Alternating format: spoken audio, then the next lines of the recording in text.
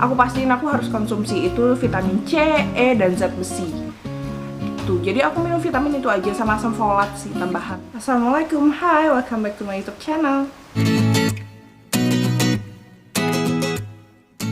Boleh minta kontak dokter atau enggak? Prakteknya di mana?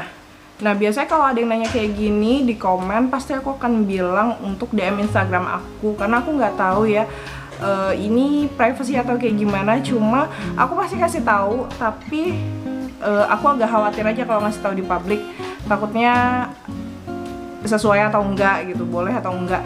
Jadinya kalau misalnya mau tanya boleh DM Instagram aku pasti jawab di situ. Aku pasti kasih tahu kontaknya, dokternya, dokter siapa, dia praktek di mana aja. Udah ke dokter mana aja? Aku udah ke dokter banyak banget, itu di daerah Jakarta Barat, Jakarta Selatan, Tangerang, Kota Tangerang, dan Tangerang Selatan. Jadi udah ke beberapa dokter sampai akhirnya ke dokter yang terakhir itu. Makanan banyak pantang apa enggak selama promil? Enggak, aku makan enak banget, selalu yang aku bilangin aku makan enak banget. Aku bukannya pantang, tapi benar-benar kayak nerapin pola hidup sehat. Pantang ya pasti ada lah ya. Kayak pantang bukan berarti kayak stop sama sekali, enggak, tapi kayak gula itu aku kurangin, terus udah kayak gitu kayak minyak aku kurangin. Aku tuh belajar untuk mengolah bahan makanan. Jadi aku berusaha biar makanan yang masuk ke badan aku itu gizinya masih aku dapatkan, karena kan aku pernah dengar beberapa makanan kalau misalnya kayak dimasak berulang-ulang kali atau kalau dimasak terlalu lama itu kan gizinya sudah hilang. Nah, aku benar-benar berusaha dapetin gizi sesuai, dan kalau bisa mentah ya udah mentah aja gitu aku makan. Jadi kamu beneran harus cari tahu kandungan dari makanan yang kamu makan, cari tahu kalori dari makanan yang kamu makan, terus kamu cari tahu bagaimana cara mengolahnya biar gizinya itu tetap ada di makanan yang kamu makan. Jadi jangan sampai kamu makan tuh kayak cuma udah ampasnya doang gitu. Kamu cuma makan untuk kenyang tapi nggak ada gizinya. Usia berapa saat tahu hamil? Aku menikah itu di usia 24 jalan 25. Terus aku tahu aku hamil itu di usia 30 jalan 31.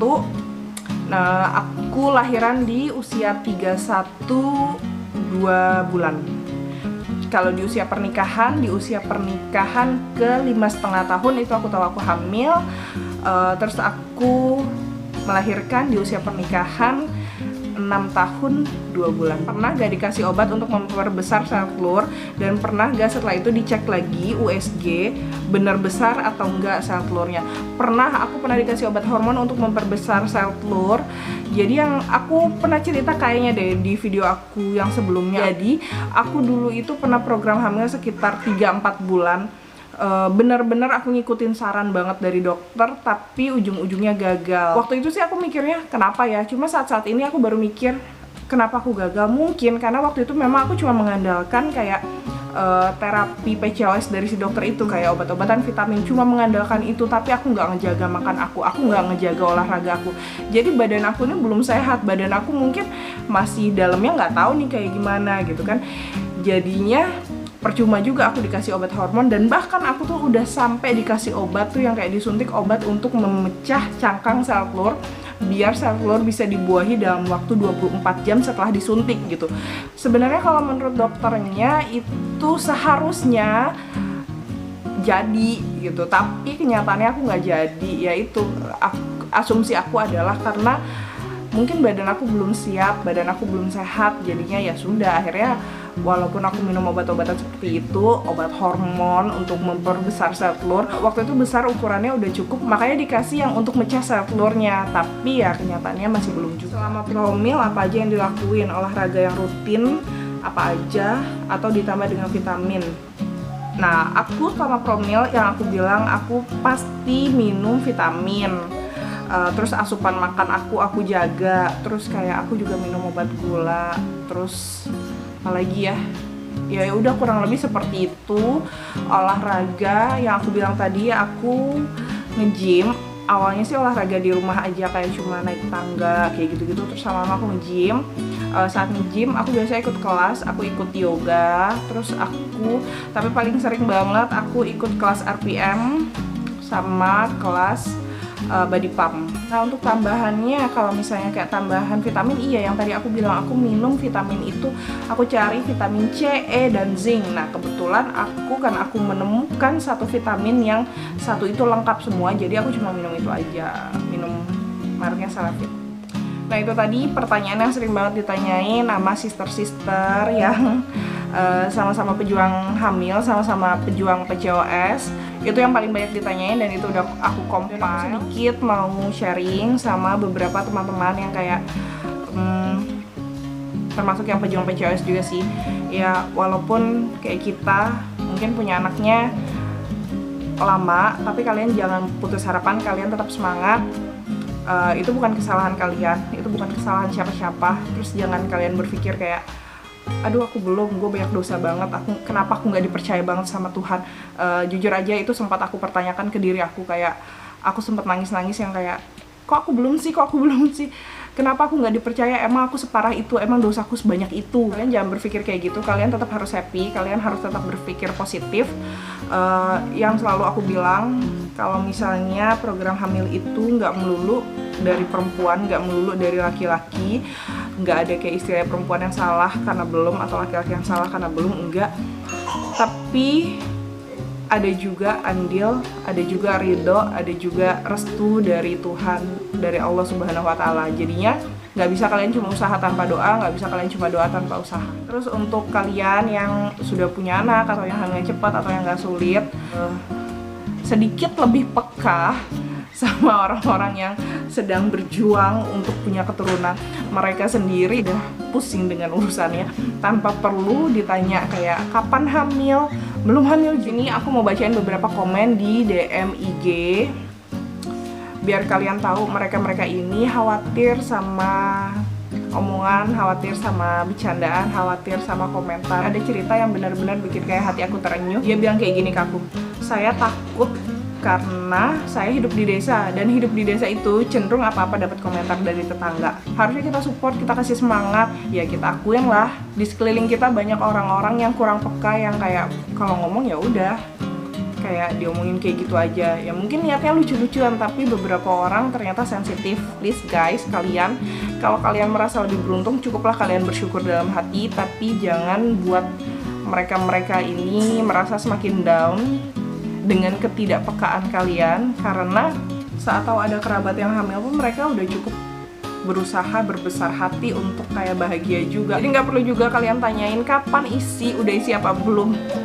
Gak ada yang tahu, siapa yang bisa tahu kapan kita isi. Kalau misalnya aku bisa tahu, aku bisa bilang, weh bulan depan aku isi atau gimana. Gak ada yang tahu. Jadi nggak perlulah kalian berbasa-basi. Kalau basa-basi kalian cukup basa-basi, misalnya kayak cantik kan ya atau apa, tapi jangan basa-basi kayak udah isi apa belum. Ada juga yang cerita dia udah menikah beberapa tahun tapi belum punya anak. Dia cerita ke aku dengan nada sedih, dan dia ya aku bisa ngerasain lah, aku pernah ngerasain jadi dia. Aku punya anak di usia ke-6 tahun pernikahan, itu lama, dan aku tahu banget gimana rasa sepinya. Jadi aku tahu banget gimana pada saat mereka cerita kayak gitu ke aku, gimana sedihnya mereka gitu. Terus tiba-tiba ketemu sama kalian bilang, iya kamu belum dipercaya kali sama Tuhan, makanya kamu banyak sholat lagi, banyak sedekah lagi. Baiklah, ada lagi nih yang cerita, dia bilang dia udah tahun ke-5 pernikahan. Sebelumnya aku kerja, memang berat di waktu, sekarang aku udah berhenti kerja. Lihat kan, usaha banget sampai dia berhenti kerja. Terus ketemu kalian, dan kalian bilang, iya ngapain punya uang banyak, ngapain mau kerja sampai kayak gitu banget, sampai ngoyo tapi nggak punya anak, terus nggak bahagia, nggak punya anak, uangnya mau kemana? Kau bayangin dia sampai bela-belain berhenti kerja untuk promil, terus kamu tanyain kayak gitu. Jadi banyak orang yang sudah mengorbankan banyak hal. Jadi please jangan sampai ketemu kalian terus mereka langsung down lagi. Ada juga yang bilang, aku jenuh banget, nggak tahu harus kayak gimana sama omongan-omongan orang, tapi harus bersosialisasi. Tapi kadang omongannya itu pakai nggak disaring dulu, orangnya yang denger tersinggung apa enggak. Kalau masih dinyinyirin tuh tega banget, karena kita sendiri aja tanpa perlu diomongin kayak gitu, kita perempuan aja belum bisa ngasih keturunan itu aja kadang-kadang kita ngerasa kayak gagal jadi perempuan, gagal jadi istri, terus tiba-tiba harus ngedengerin omongan-omongan yang gak enak lagi. Enggak deh, tega banget gak sih kalau misalnya sampai mereka stres, sampai mereka jadi kayak kepikiran gara-gara omongan dari kita. Karena jujur aja aku ya mungkin alhamdulillah akhirnya aku bisa hamil pada saat aku udah mulai ikhlas, udah mulai kayak nggak pikirin apa-apa. Aku udah kayak ya udah, aku percayain semua sama Allah, aku percayain semua sama Tuhan. Kapan aku dikasih anak ya udah aku percayain, terserah Allah aja mau ngatur hidupku kayak gimana, aku serahin semua hidupku ke Allah. Aku cuma bisa usaha, terus aku ya udah kayak aku ikhlasin semuanya. Omongan orang juga aku nggak dengerin, setiap ada orang yang nanya atau apa aku cuma bilang iya, mohon doanya aja, iya tolong doain, udah kayak gitu doang. Aku nggak ada kepikiran kayak gimana lagi, makanya di situ aku bisa kayak tenang. Dan ini selalu aku kasih tahu ke teman-teman yang nanya sama aku, tolong omongan orang-orang seperti itu jangan jadi kebawa, jangan kepikiran. Ya mungkin kadang mereka ngomong itu bentuk perhatian tapi atau bentuk kayak basa-basi, tapi mungkin ya mereka cara ngomongnya ya udah gamblang kayak gitu aja gitu. Jangan juga kalian kayak terlalu sensitif ya, karena memang bentuk perhatian kita nggak tahu ya, beberapa orang punya karakter yang beda-beda. Kadang-kadang dia perhatian tapi dengan cara seperti itu. Nah itu semua cerita-cerita dari teman-teman yang sharing sama aku, yang selalu aku ingetin kalau buat aku kehamilan itu perannya itu 3, suami, istri, dan Allah dan Tuhan.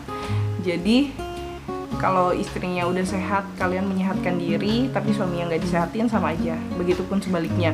Atau kalaupun dua-duanya udah sehat, tapi Allah belum meridoi, Tuhan belum merestui, ya udah, ya nggak juga gitu. Jadi jangan berkecil hati atau kayak gimana, karena semua itu jalannya Tuhan.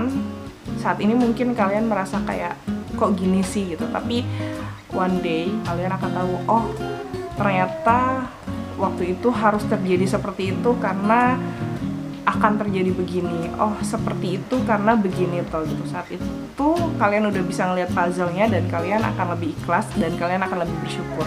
Demikian video aku, semoga bermanfaat. Jangan lupa bantu channel aku semakin berkembang dengan like, share, komen, dan subscribe YouTube channel dan video ini. Terima kasih udah nonton, sampai jumpa di video aku yang lainnya. Assalamualaikum.